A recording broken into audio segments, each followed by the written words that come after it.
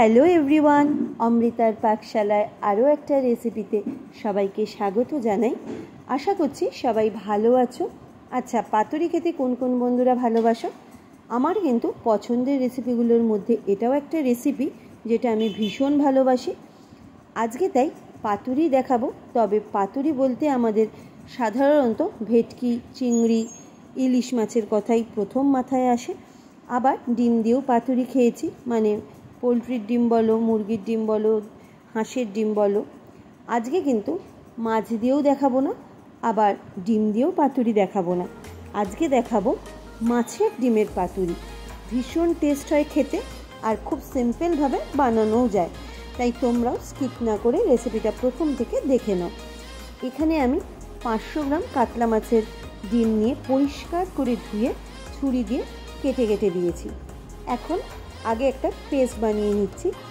তার জন্য 2 table spoon সাদা সর্ষে, 2 টেবিল স্পুন পোস্তদানা, 1.5 টেবিল স্পুন কালো সর্ষে, 1 টিস্পুন লবণ, 7 থেকে 8 কোয়া রসুন আর 4 পিস কাঁচা লঙ্কা নিয়েছি। এখন সামান্য জল দিয়ে একটা মিহি পেস্ট বানিয়ে নেব। পেস্ট বানিয়ে নিয়েছি। আচ্ছা, তোমরা কিন্তু লবণ আর ঝালের পরিমাণটা নিজেদের স্বাদ অনুযায়ী দেবে। এবার মাছের ডিমের মধ্যে কিছুটা পাতিলেবুর রস দিচ্ছি। পাতুরি পুরো রেডি হয়ে যাবার পর এই লেবুর যে ফ্লেভারটা বেরায় তাতে কিন্তু খেতে খুব ভালো লাগে। 3 টেবিল স্পুন কাঁচা সর্ষের তেলও দিয়ে দিচ্ছি। পাতুরি বলো বা ভাপা বলো, এতে আমি একটু কাঁচা সর্ষের তেলের পরিমাণটা বেশি দিই, তাতে স্বাদটা খুব ভালো আসে। 1/2 টিস্পুন হলুদ গুঁড়ো আর সর্ষে পোস্তর পেস্টটা অ্যাড করে দিচ্ছি। এরপর খুব ভালো করে মিশিয়ে নিতে হবে, মানে মাছের ডিমের সাথে সব ইনগ্রেডিয়েন্টসগুলো ভালোভাবে মিশিয়ে নিয়ে 10 থেকে 15 মিনিট এরকমভাবে ঢেকে রেখে দেব। 10 মিনিট হয়ে গেছে।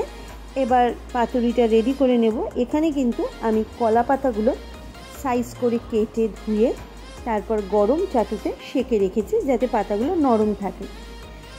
এখন বড় চামচের 1 চামচ করে দিয়ে দিচ্ছি। খুব বেশি করে দেব না, এরকম 1 চামচ করে দিয়ে উপর থেকে একটা কাঁচা লঙ্কা দিয়ে দিলাম। এবার এইভাবে দুদিক মুড়িয়ে স্কোয়ার করে আটকে নিচ্ছি। একটু সাবধানেই করতে হবে যাতে কলা পাতাটা কোনোভাবে ফেটে না যায়। আর এখানে একটা টিপস দিয়ে রাখছি, এই পাতুরি করার সময় যে সুতোটা দিয়ে বাঁধবে সেটা কিন্তু যেন একটু মোটা হয়, কোনোভাবেই যেন পাতলা না হয়। পাতলা সুতো হলে কিন্তু কড়াইতে তেলে ভাজার সময় সুতোগুলো ছিঁড়ে যাবে।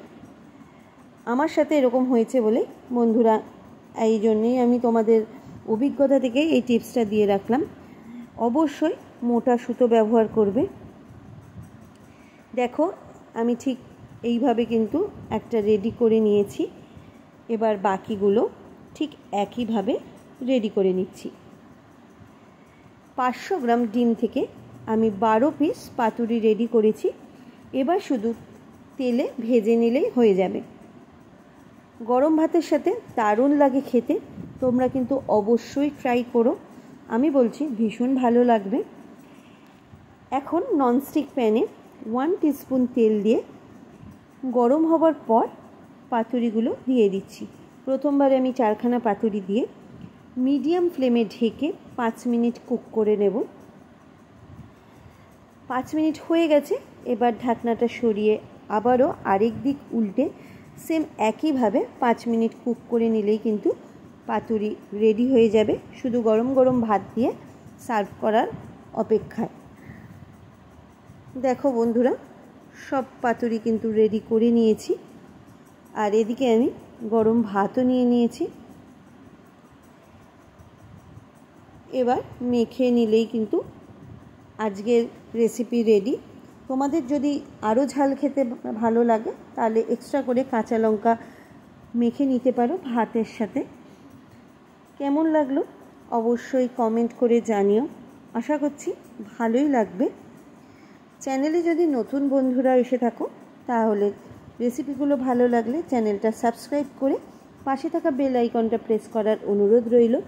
যেসব বন্ধুরা ফেসবুক থেকে দেখছো অবশ্যই একটা কমেন্ট করো কেমন লাগলো। আজকের মতো টাটা, বাই।